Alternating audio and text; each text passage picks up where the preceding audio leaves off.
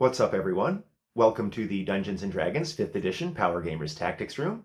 I'm your host, Bilbron Bafflestone, and today we are having an episode of my character build series where I put my own kooky spin on different classes and subdomains, levels 1 through 20. Today we are going to be doing Bilbron Scribe Wizard. Before we begin, I do want to mention my sponsors, Key Book Club for amazing book summaries, and Tabletop Games for super cool gaming accessories. Links are below. And on to the Scribe Wizard. So let's jump right in. So I've put the basics of Bilbron Scribe Wizard on the screen. We can see that I am making him a goblin. This is going to confer a +2 intelligence, +1 dexterity, dark vision, fury of the small, and nimble escape. So Fury of the Small is a nice little bonus to our blasting, +1 damage per level, 1 attack per short rest. But Nimble Escape is pretty much the key to this character. This confers a bonus action hide or disengage every round. So we are going to be playing as a hide wizard, as I recommended in my optimization video on Scribe Wizards. So this is going to be huge for us. Also, the small size is nice because that's going to help us find cover. It's a lot easier to find, 3/4 or total cover to get that obscurement you need for the hide action when you are small. Then for class, we are going to go straight order of Scribes Wizard. Normally, I recommend a dip for wizards, but because of the build that I have in mind here, we're not going to need a dip because this character needs armor class less than most builds do. You can see by the stats that I prioritized intelligence, dexterity, and constitution, pretty standard for wizards. Our armor class is 16 because we will be rolling with mage armor to go with our 16 dexterity. Standard hit points and initiative. Save modifiers are not that amazing, but we'll work on that.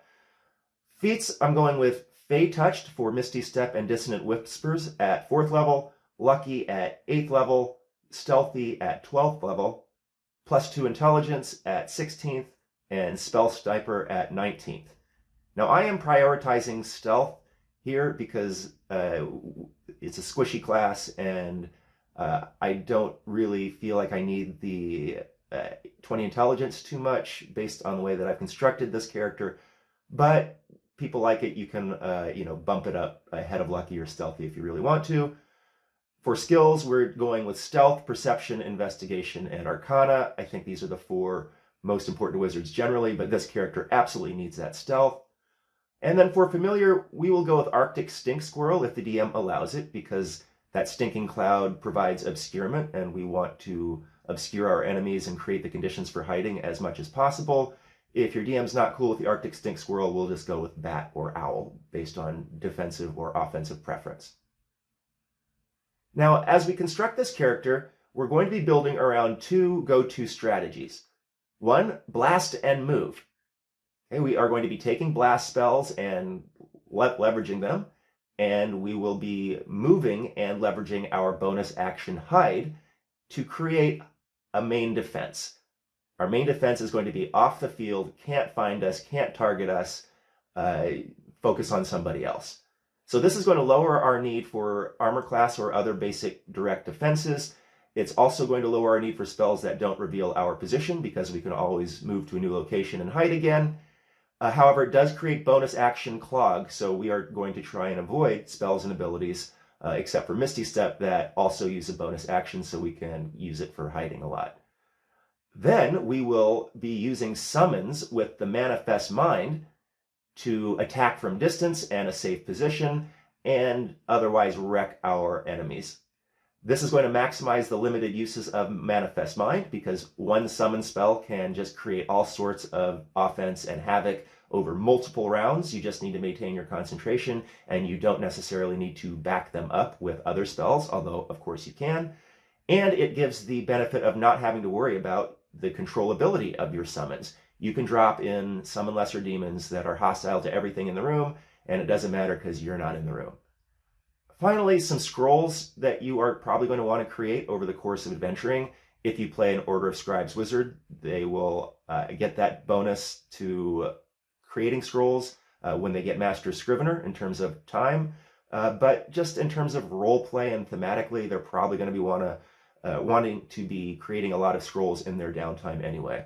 So definitely talk to the DM. The downtime rules are a little sketchy, but if you are adventuring 8 hours a day, sleeping 8 hours a day, and then recreational 8 hours a day, you can make a lot of scrolls even without Master Scrivener, and that plays into the class. And so you generally want prior utility spells as scrolls, so you don't have to prep them, but they are available when you want them. Like Sleep, which is a nice finisher at any level. See Invisibility, Knock, Misty Step, Fly, Fire Shield. I mean, these are all spells that you would like to have available, but generally can't find room on your spell list because they're pretty niche. So now we are going to look at our level progression and spellbook. So we will start with our cantrips. We're going to go with Minor Illusion, Firebolt, Toll the Dead to start, adding Mind Sliver at 4th level and Ray of Frost at 10th level. Minor Illusion is one of the best cantrips in the game. You can always use it to create the illusion of total cover. It's going to enable your hiding, although it's just one square, so you'll have to work with that. And it can be tricksy, and that's always good in Dungeons and Dragons. And then otherwise, we're going to want good blasts, right? Firebolt, I think, is the best blast for wizards. Toll the Dead is a save spell that confers the best damage once a target is hurt. And Mind Sliver and Ray of Frost are nice to round out that suite. We do have a couple of cantrips that require sight, but we have to remember that we're not always going to be obscured, and so those are going to be useful. Then for our first level book, we're going to start with Find Familiar, Mage Armor, Shield, Absorb Elements, Silent Image, and Sleep. So no blasts as of yet, and just a lot of spells taking up our basic defenses. Find Familiar and Mage Armor, we need to cast, or Mage Armor we need to cast every day. Shield and Absorb Elements are must-haves. Silent Image is there to provide means of creating movable obscurement. You do need to break line of sight in order to hide, so Silent Image is good for that. See my video on Major Image for details about how illusions can be used in combat. Sleep will be our big gun. That's just lethal at level 1. Then we will add Unseen Servant and Detect Magic. Unseen Servant is a nice ritual that you can bust out as a one-action cast due to your Awakened Spellbook. And Detect Magic is nice because you want to get that loot. And we really needed rituals here because I just couldn't fit them into our prep list. As we see at level 1, we have only 4 preps and 2 slots. And of those 2 slots, 1 has to be Mage Armor. So we're just going to be rolling with cantrips, and we'll drop a Sleep as a big gun when we need to. Once we get to 2nd level, we're going to have 2 non-Mage Armor slots. So we'll keep Sleep, but also throw out Silent Image as a means of creating that obscurement and engaging our bonus action hide every round. Then once we get to levels 3 and 4, we are going to be adding Darkness, Shatter, Misty Step, Rope Trick, and Levitate to our book. There's 1 extra because we get Misty Step through Fey Touched, which we'll pick up at 4th level. The Darkness is for movable obscurement, similar to how we were using Silent Image, but it's just better than Silent Image because you can't disbelieve in the illusion, and they are both still movable. Then Shatter to give us our first blast. It's a good ranged area of effect blast for 2nd level. Misty Step, of course, is a wizard must-have. The Rope Trick is good for any wizard, but especially good for us because it will provide us a safe haven from which we can operate our manifest mind. Or at least I'm presuming. The DM might have some issues with this because of the extra dimensional thing that's going on with Rope Trick, so definitely talk to him about whether you can combo it with manifest mind, but I'm going to assume that you can. And then Levitate, just to give us good maneuverability options in case we need to get out of danger. And it is a good opportunistic save or suck offense, so sometimes you can do that. Then we have at levels 5 and 6, we are going to be adding Fireball, Summon Fey, Summon Lesser Demons, and Hypnotic Pattern. Now keep in mind, this is the tightest level for spells. You're definitely going to want to be adding more with scrolls, and that applies to any wizard, but particularly Order of Scribes, their whole shtick is that they're going to be picking up a bunch of spells from other spell books with their wizardly quill. So a lot of these prescriptions are based on a tightness that is probably not going to manifest in your actual game. So try to add more third level spells above all, because I feel like there's just more good third level spells than any other level. So you're going to want to add Tiny Hut, Phantom Steed, Fly, Glyph of Warding. I mean, just tons and tons of great third level spells. But we're going to go with Fireball, Summon Fae, Summon Lesser Demon, Hypnotic Pattern here. Fireball to blast. It's the premier blast, and with Summon Fae on the list, we can also make it Piercing or Force. So that's lethal. Summon Fae is a pretty solid summon. It can throw out a 5-foot cube of darkness. So that's kind of nice if you're trying to hide from an enemy. Your Fae can put them in darkness, and then you can hide. Summon Lesser Demons. This is a great nuke to use out of the Manifest Mind once we get it at 6th level. And Hypnotic Pattern is just amazing. Most people like it. I don't need to go into details about that. And then when we get to level 7 and 8, we are going to be adding to our book Summon Greater Demon, Polymorph, Charm Monster, and Dimension Door. So Summon Greater Demon is one of the best spells in the game. It's going to be a real powerful nuke that we can drop from our Manifest Mind. Polymorph, of course, a wizard must have. I like Charm Monster and Dimension Door here because I need to get more non-concentration spells in there, and these are obviously amazing utility spells. The Charm Monster is especially nice to use in conjunction with your Manifest Mind. And then I'm going to also be adding Lucky here just to kind of give us extra rerolls on our stealth checks and what have you. Then when we get to levels 9 and 10, we're going to be adding to our book Wall of Force, Rary's Telepathic Bond, Telekinesis, and Conjure Elemental. So no Synaptic Static, because it turns out, and when I look at it, that the Piercing Fireball is nearly as good, and you're basically just getting an additional debuff, and I don't think that's worth a 2-level bump. So Wall of Force, wizard must have. Rary's Telepathic Bond is really good with the Scribe wizard because the Awakened Spellbook can allow them to combat cast it. And with just one action and not having to use the 10 minutes for a ritual, you can telepathically connect your whole party, and that can just have an amazing effect on combat in terms of coordination and deception and subterfuge, etc. Then Telekinesis, I think, is really nice out of the Manifest Mind, which can follow people around. This thing's got a 10-minute duration, and it can smash people, into the ceiling and drop them onto the ground, and very good spell. And then Conjure Elemental is another nuke that we're going to be dropping out of the Manifest Mind, but even with its 1-minute cast, that works really great with the Manifest Mind, because if it's a creature that's stationary, and you can even follow them, really. And then Conjure Elemental's 1-minute casting time isn't such an issue. Then we get to levels 11 and 12. We're going to be adding to our book Contingency, Mass Suggestion, Sunbeam, and Guards and Wards. So Contingency is a wizard must have. Mass Suggestion is a super powerful area of effect, no concentration spell that we can drop from the Manifest Mind. Sunbeam is also great from the Manifest Mind because it creates multiple rounds of offense from a single spell, and you're just blasting away without having to use any of your limited spells cast through Manifest Mind. And then Guards and Wards, because even though it's a 10-minute cast from Manifest Mind, you can use it offensively against stationary opponents, and then just really turn the environment into your favor. I think that's one thing that Scribe wizards can do that no one else can really do. So I'm definitely adding Guards and Wards here.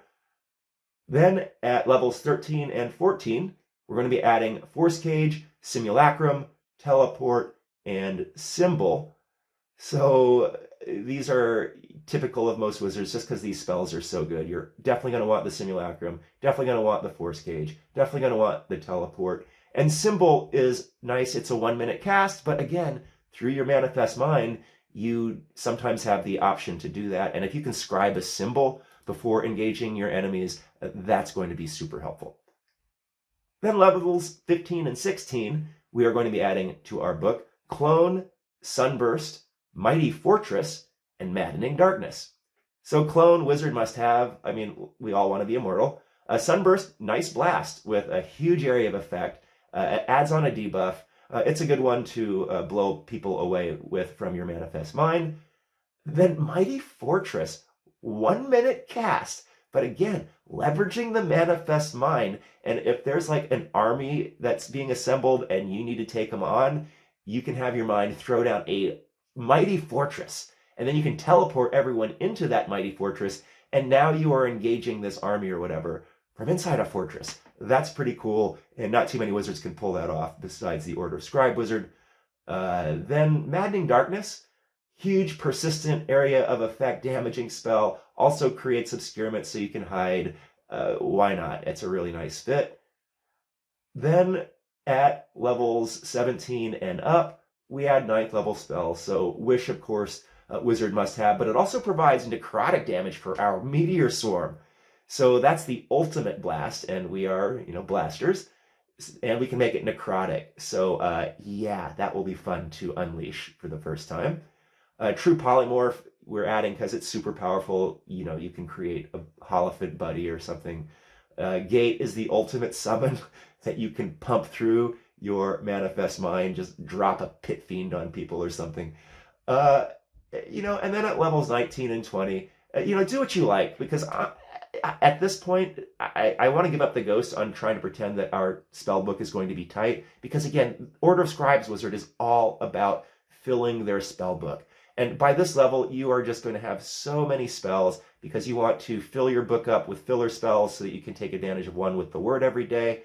And you are going to just have spells coming out your ears pretty much. So, at this level, just keep adding 9th level spells and, use your judgment, because I'm pretty sure nobody's ever going to actually play up until this level. Last thing I wanted to talk about were some good items that you might want to look for as a Scribe wizard. Obviously, you don't have too much control over those, campaign dependent, but keep your eye out for these and call dibs if you can.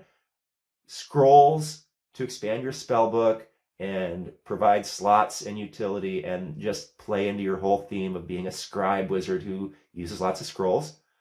Any of the new spellbooks from Tasha's, these are basically tailor-made for the Scribe wizard, so definitely get one of those when you can. Items to get advantage on stealth checks. Remember how critical a good stealth check is for this character. I've even invested a feat with Stealthy, so definitely try and invest an attunement slot in stuff like Cloak or Boots of Elvenkind. One of those doesn't even need an attunement slot. Boots, I think. Shadowfell Brand Tattoo. You want advantage on stealth checks. And then you're also going to want to offload Concentration of Darkness to your familiar if you can. Ring of Spell Storing or Spell Gem. And then maybe other things like Ever Smoking Bottle. That's another movable obscurement that you can do. Or Ring of Obscurement. A couple of options there. So that's how I would build Bilbron's Scribe Wizard. Trying to take advantage of my Awakened Spellbook, trying to take advantage of my Manifest Mind, trying to create a playstyle that is going to work with that. And this is what I came up with. So not a prescription by any means, just a kind of look into how I would approach the character, and maybe you can garner some useful ideas from it. And if you disagree with anything that I've done or have comments that about how to improve it, please let me know. And regardless, thank you so much for watching. This has been the Dungeons & Dragons 5th Edition Power Gamers Tactics Room. I'm your host, Bilbron Bafflestone. See you next time.